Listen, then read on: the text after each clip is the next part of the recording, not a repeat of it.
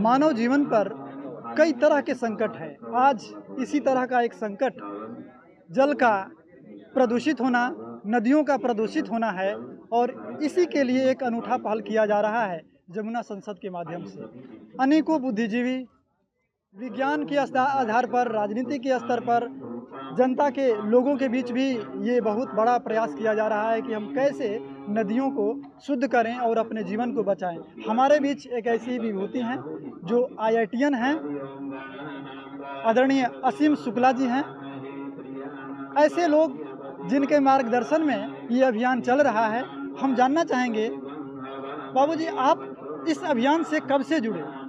हम 3-4 साल से जुड़े, जब से मानव श्रृंखला निकाली थी रविशंकर तिवारी ने, तब से जुड़े हुए हैं और हर कार्यक्रम में भाग लेते हैं। हर एक में आप अपना संक्षिप्त परिचय दें। मेरा नाम असीम शुक्ला है।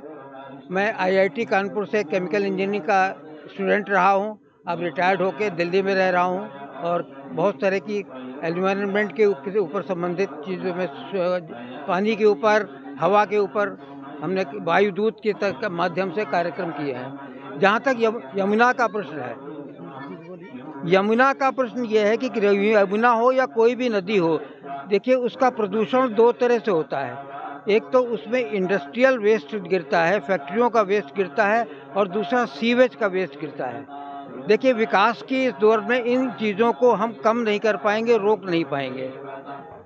तो अगर हम इस पे थोड़ा सा भी अंकुश लगाने की कोशिश करें तो शायद हमारी यमुना थोड़ी सी स्वच्छ हो सकेगी। इसके लिए आवश्यकता है कि जो हर राज्य में प्रदूषण नियंत्रण बोर्ड है, जो फैक्ट्रियां हैं वो उनके अंदर में आती हैं, उनको हम बोलें कि वो उसको प्रदूषण नियंत्रण बोर्ड वाले फैक्ट्रियों से जो उनका इफ्लुएंट निकलता है उसका प्रॉपर सही ट्रीटमेंट करने के बाद ही यमुना में डालें। उस बिना ट्रीटमेंट के वो नहीं जाना चाहिए। फैक्ट्रियाँ हम बंद नहीं कर सकते, प्रदूषण भी होगा, एफ्लुएंट भी निकलेगा, लेकिन उसका अगर प्रॉपर ट्रीटमेंट हो करके ही यमुना गिरेगा तो यमुना इतनी गंदी नहीं होगी। दूसरा सीवेज का है। जब हमारा विकास होगा, महानगर बनेंगे, सीवेज बनेगा तो सीवेज भी बनेगा। सीवेज ट्रीटमेंट जितनी स्तर तक होना चाहिए उतना नहीं हो पा रहा है।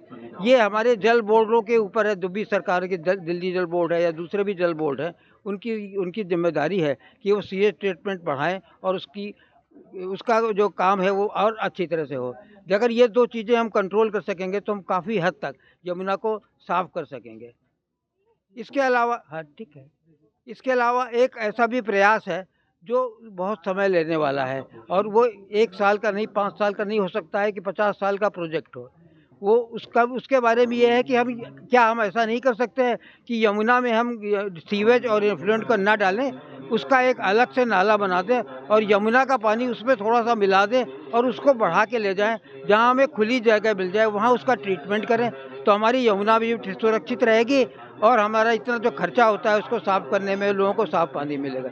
इसके लिए जो बड़े बड़े इंजीनियर्स हैं उनको मिलकर के एक सरकार के साथ बात करनी चाहिए, नीति आयोग से बात करनी चाहिए कि ये किस तरह से किया जाएगा, क्योंकि ये लंबा प्रोजेक्ट है, ये एक दिन का काम नहीं है। धन्यवाद।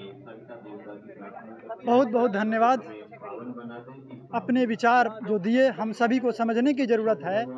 अनेकों कई स्तर पर ये प्रयास किए जाने हैं, जो कि बाबूजी ने बताया कि हम सभी को मिलजुल करके इस प्रयास को बढ़ाने का कैसे प्रयत्न करें, और यही एक आज की सबसे बड़ी ज़रूरत बन गई है। बहुत बहुत धन्यवाद आप सभी का।